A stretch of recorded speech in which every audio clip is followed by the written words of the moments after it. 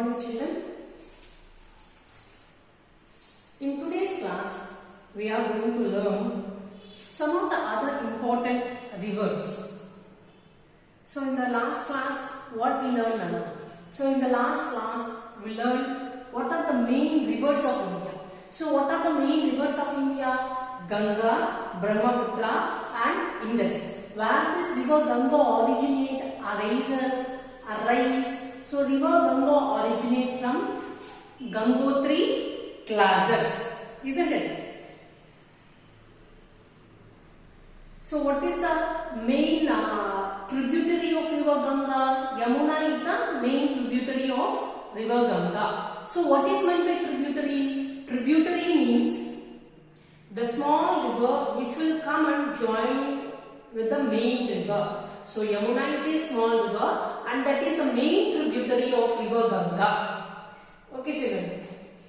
And whenever the rivers are there, automatically there will be cities and towns will be developed around these rivers. So whereas our capital, New Delhi, is also situated on the bank of the river Yamuna, isn't it? And another river is Brahmaputra. So Brahmaputra, so it is the longest river in the Asia. Brahmaputra is the longest river in the Asia, and it is near to the Lake Manasa Sarovar. So where it originates from? It originates from Manasa Sarovar. And what about the Indus? So Indus is another important river. It originates from Tibet. So Tibet is the part of China. From there, it passes through the Arunachal Pradesh, Assam, and in India, and then it goes to Bangladesh. Then from there onwards, it flows into the Bay of Bengal. It flows into, it joins into the Bay of Bengal. So that is about the main rivers.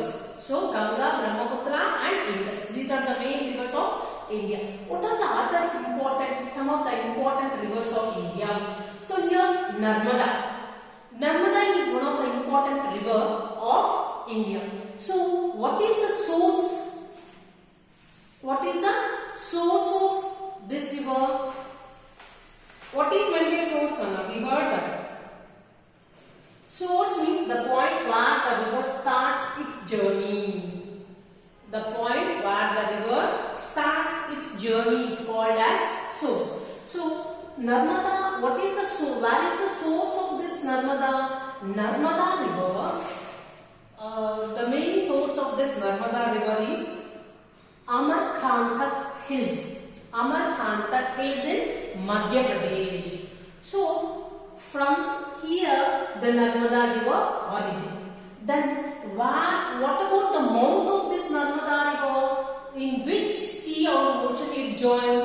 It joins into the Arabian Sea. In which sea it joins? Mouth. Mouth means the point where the river meets the sea.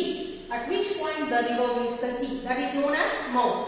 So what about the mouth of this Narmada? So here the mouth of the Narmada is Arabian Sea. It flows finally. It flows into the Arabian Sea. It flows from the many mountains and hills. Then it flows to the covers the many plains, and finally it flows into the mouth of the sea. So then in which sea's mouth this Narmada river is going to meet means Arabian Sea. So in which sea? Arabian Sea. Arabian Sea. Arabian Sea. And what is the another river, another important river of our India? Tapti. What is the another river? Tapti. So here the main source of this Tapti originates from Satpura Hills.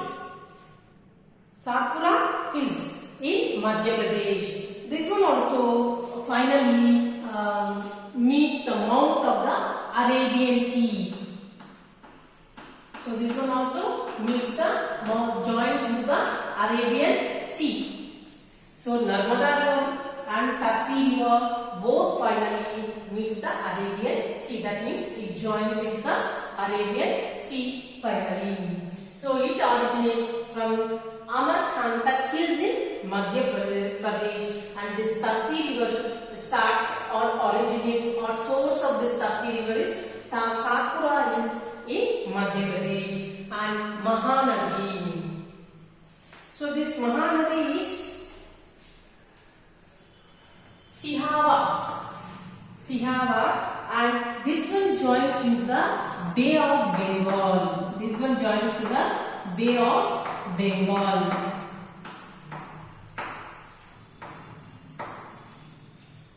Sihava, and it originates from it. The main source of this Mahanadi is Sihava, and finally it joins into the mouth of the Bay of Bengal. So that is about some of the important rivers in India. So next, what about the climate of India?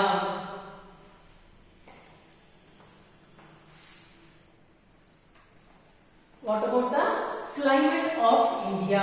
Here, India experiences tropical monsoon climate. Here we have tropical monsoon climate. So we have different seasons. So automatically we have different seasons.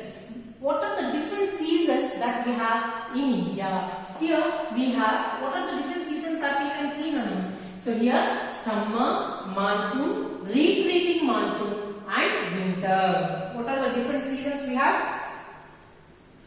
Summer, monsoon, retreating monsoon and winter. So what about the summer season? In summer season it is hot. It's hot only, hot, isn't it?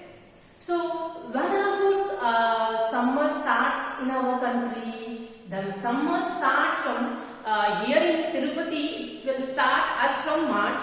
Usually it starts from April, May, June. April, May, June. These 3 months are considered as summer. Okay, children. So in summer season, the days are long, isn't it? So up to 6:30 also, the sun, we can see the sun in the sky up to 6:30. Whereas in winter season, at 5 or 5:30 itself, it becomes dark, isn't it? So what it means? It means that in summer season, the days are long and nights are short. The days are long and nights are short. So at 5:45, 5:30 itself, the sun rises in the east. It becomes daytime in the early morning, 5:30 or 5:45 itself in summer season. So what this one says that? This one says that in summer season, the days are long and nights are short. Okay, children. Next, monsoon. So what is meant by monsoon? Monsoon season is nothing but rainy season. Monsoon season means rainy season. So when the rainy season starts in our country, at which month the rainy season starts? Here the rainy season starts from June to September. So it starts from June to September. So in this monsoon season, we will receive, means here in our country, we will receive heavy rainfall. Heavy rainfall. So which months are considered as monsoon season means July to September. July, August, September. These 3 months are considered as monsoon season. Another one is retreating monsoon. What is this retreating monsoon? Retreating monsoon, when the rain-bearing winds. What is that? Rain-bearing winds. These winds, when these winds, rain-bearing winds, so wind means ekkuva gali. This rain-bearing winds enters into India and leaves and moves towards the sea. So this period is considered as retreating monsoon. When the rain-bearing winds enter into India and so when it enters India in the monsoon season. So when it enters in the monsoon season. So after monsoon season, it starts to leave and move toward the sea, and it starts to leave and moves towards the sea. So at that time we will get, it will be cloudy and like a little bit of drizzling. So the climate will be little bit cloudy. So that is known as retreating monsoon. That is known as retreating monsoon. Retreating monsoon. So it will start from November. So in the November month, usually we will have a little bit of cloudiness, drizzling. So these are now considered as retreating monsoon.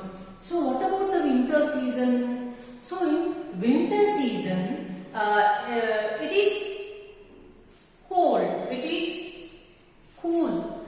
So whereas if you consider the north side, it is too cool than us. It's very cold to them. But whereas for south side, southern part of India, for us it's pleasant. It's not too cool to us. It's pleasant only. So when this winter season starts in our country means it starts from November to February. November, December, January, February. So this retreating monsoon we can consider in the month of November. So when it is leaving and moving towards the sea, so it covers the month of November also. So winter season starts in the month of November and it ends at February. It ends at February. So in this winter season, the days are short and nights are long. So in the when we can see sunlight in the daytime, in the early morning, 6:30, 7. At that time we can see lighting. So at 6 o'clock also it's dark only. And evening at 5 or 5:30 it will become dark, isn't it? So what it means? Whereas in winter season the days are short and nights are long. So these are the 4 different seasons that we have in our country, India.